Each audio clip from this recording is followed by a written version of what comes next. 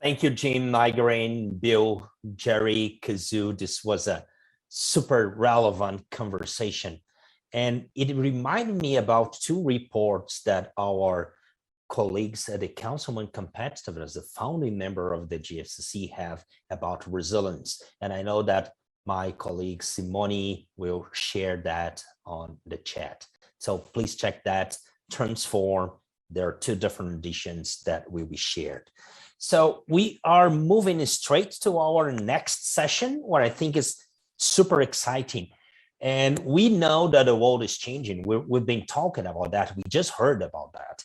And there are major risks and major shifts in the globe today. We also know that digitalization is advancing fast. We saw in the UK, in the United States, the penetration of e-commerce growing in 2 weeks, the same that it had grown in the past 10 years, and that happened during the pandemic.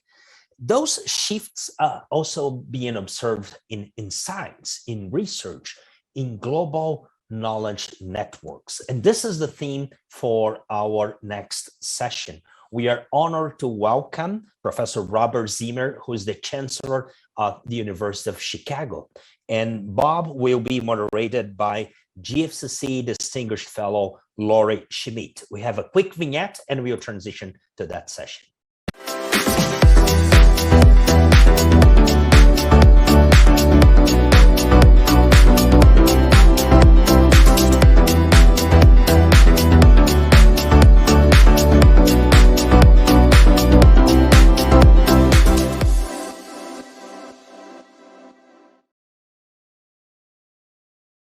Professor Zimmer, Laurie, it's a pleasure to have you here. Laurie, the floor is yours.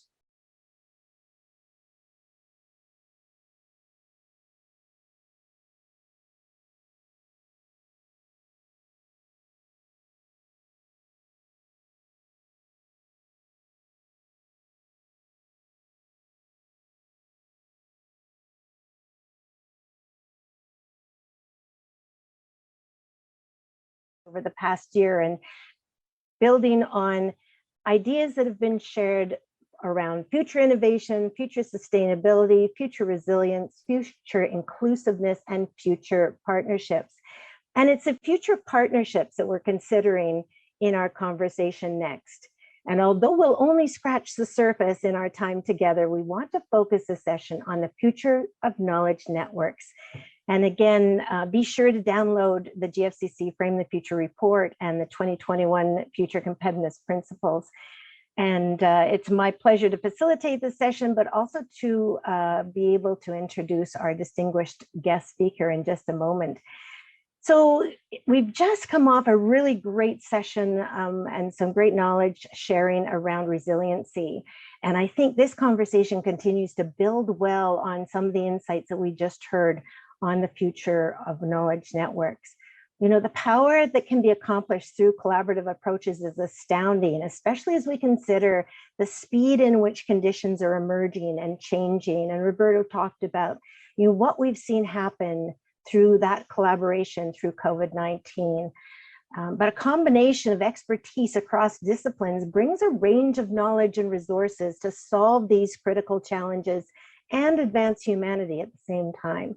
But the one thing I want us to consider through this conversation, and we'll hear from Professor Zimmer next, is that research suggests that global collaborations are forged at the local level, that most of the bonds and connections that lead to impactful global collaborations are when scientists work face-to-face and side-by-side, and they forge new breakthroughs in problem solving through these knowledge networks. So with that very brief setting and introduction, it's my distinct pleasure to introduce Mr. Robert Zimmer, who is the Chancellor and President Emeritus of the University of Chicago in the United States. He is also a distinguished professor in the Department of Mathematics, and his research has been in the field of geometry. He has many notable accomplishments and earned his master's in administration and his PhD from Harvard University. Professor Zimmer has stated that one of his proudest achievements was bringing molecular engineering to campus. And I believe that we'll get to hear a little bit about that as an example in our time together. He is strongly focused on pursuing and influencing and infusing excellent talent and values and fostering the opportunity through all of this to reaffirm freedom of expression. So welcome, Professor Zimmer. And to start, a first question for you is that from your experience and your perspective, where have you seen the power of global knowledge networks? And what are some of those examples, and what were some of those impacts?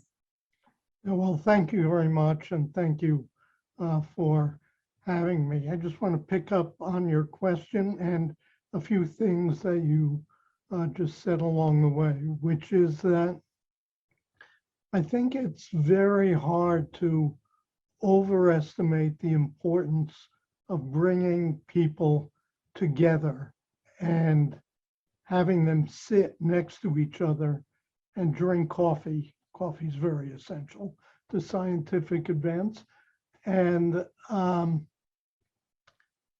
that it's very important. I mean, the kinds of ways we've all learned to function, work, and communicate digitally is important, and it's has a significant degree of effectiveness. But for the long run, we really have to be in a position where we can bring people together. And I just experienced this personally as a mathematician. Mathematics is an example of a near universal language. And but when you actually want to understand someone's ideas and you want them to understand yours, being with them in a room is very important, so that the kinds of constraints we've been dealing with through the pandemic, I think people have done very well with them, and certainly congratulate people who have been effective in a difficult environment. But when we think about the future, I think we should think about the importance of bringing people together.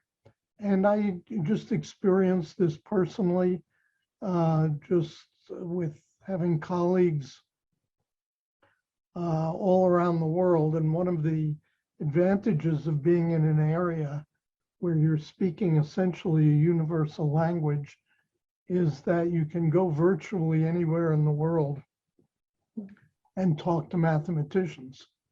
And there's a little bit of language problem when you're ordering the coffee, but when you're really talking about mathematics, you can go very, very far.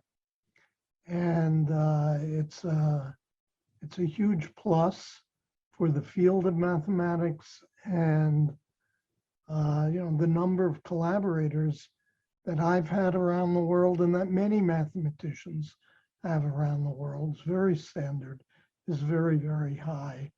And I think it's one reason the field really has advanced so dramatically over recent decades. Uh-huh. Some probably not all that exciting for non-mathematicians to hear about the particular mathematics examples. But let me mention a few examples that I know of from University of Chicago for people working in other disciplines that are more obviously germane to the questions the world is dealing with. So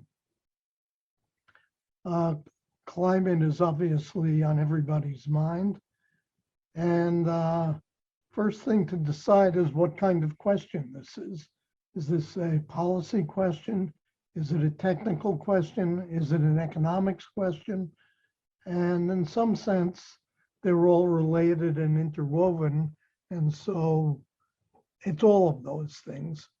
But one can't really just look at it as if it's only one of them. So we, a number of years ago, were looking at this and felt, especially given the history of the University of Chicago, that it was very important as we were looking at the question around energy and climate change that we really build up an outstanding team, if not the world's best team, on the economics involved in this, that the extent to which this is an economics problem and that people pollute with no economics cost, and people that remove carbon from the atmosphere have no obvious way of being remunerated for that. So so we started something called the Energy Policy Institute at Chicago. My colleagues came to me and said, there's one best person in the world who's an economist in this, and we need that person. So go hire him. So, so we did. His name is Michael Greenstone. He was at MIT. He's now at the University of Chicago, running something called the Energy Policy Institute of Chicago.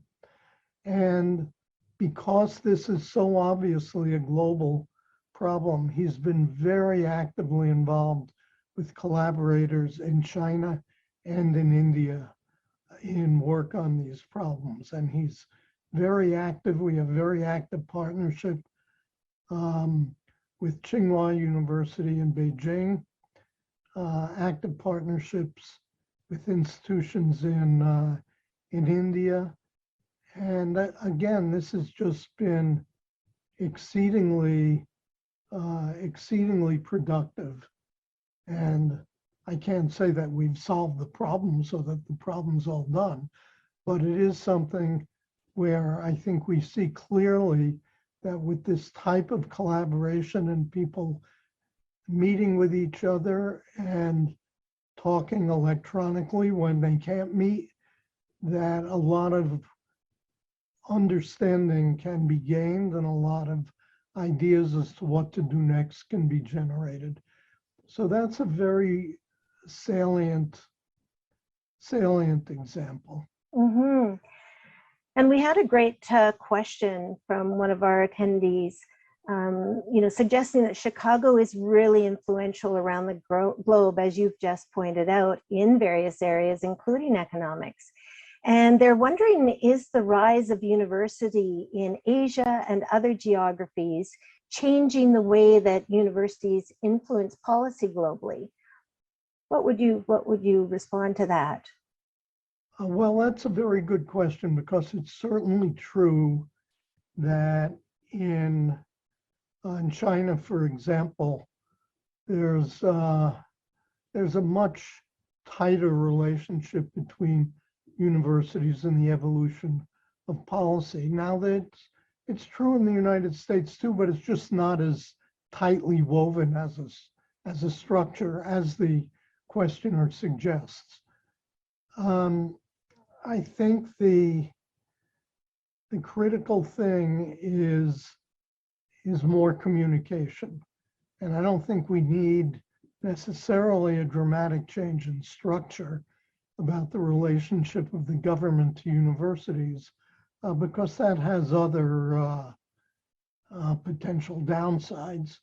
But I think the nature of the ongoing communication between the government, universities, and the private sector is exceedingly important. Great. Now, you and I had an opportunity to connect a couple of weeks ago, and I was quite taken with some of the conversation around looking at the model of quantum information sciences, and to look to build that out even further. So looking at the impact that it could have on workplace or workforce development, as well as inclusive innovation. And, what could that look like for people, for communities into the future? And I know this is an area that you're also very passionate about. Yes, that's right. And And I believe that this whole notion of inclusive innovation is really critical for our country and perhaps globally. The level of inequality, of economic inequality in the country is troublesome. I mean, it's troublesome from a moral point of view, and it's troublesome from a social unrest point of view.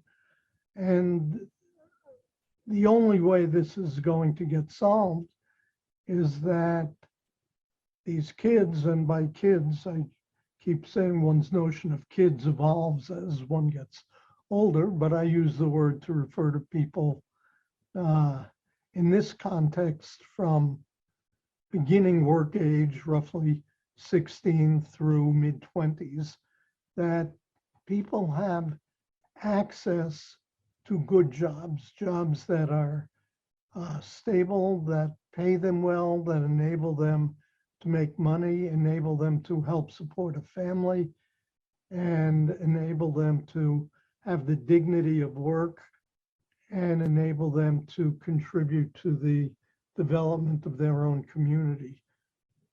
And until we're really able to provide that type of opportunity for people, which it's going to be hard to change that kind of troubling environment. And it's no particular surprise that that having them have jobs calls for two things: calls for businesses to be creating jobs, and of course, question around technological innovation and how that plays into businesses creating jobs is important. That's one issue. And the other issue is that people are educated so that they can be part of a workforce that is involved in a technologically driven business. So let me say something. You asked about quantum information sciences. So let me just say something about that and how what we're doing and how we're approaching this plays into these issues. So first, I mean, what is this about? The question is, in more broader terms, how do you use the very particular laws of quantum mechanics, which are the laws that control matter and energy at the smallest scales. And this is quite unintuitive when you're used to thinking about the scales that we think about, which we call the human scale that we're used to every day. And so Newton, in a real sense, is very intuitive to everybody, because even if you're not a physicist, you live with Newton every day, and it becomes very intuitive. Quantum mechanics is very non-intuitive, and just to recall Richard Feynman's statement about this, he said, relativity is easy to understand. Lots of people understand relativity, but really nobody understands quantum mechanics. Now, this comes from one of the smartest guys ever, who understood quantum mechanics better than everybody else. And what he was pointing out was exactly how unintuitive this is, and you have very different laws. And the question is, how can you take these laws and utilize them to have an impact on artifacts at human scale so that you really can do something with it?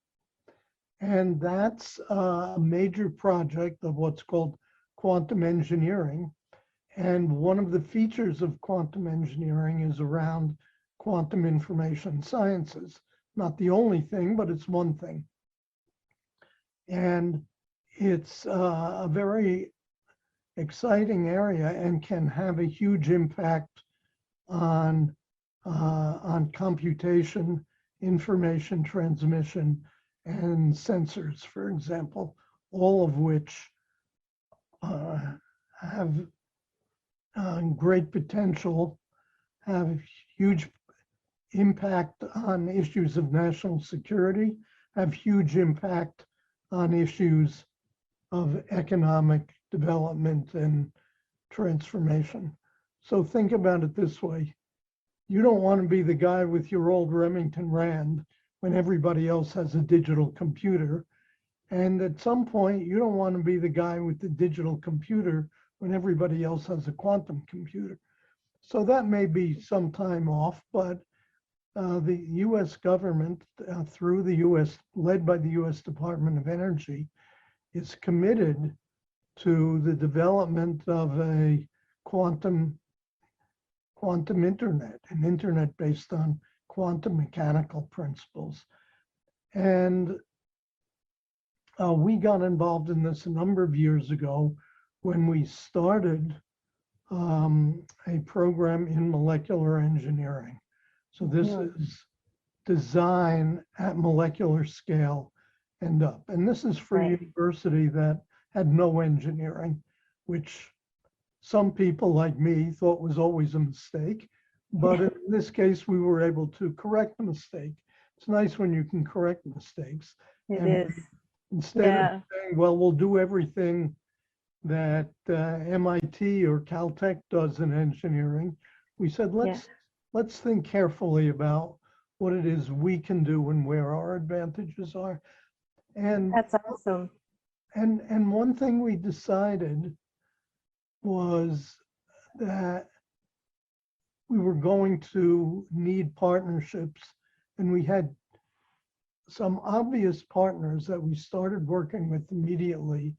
And it's a very important example and lesson.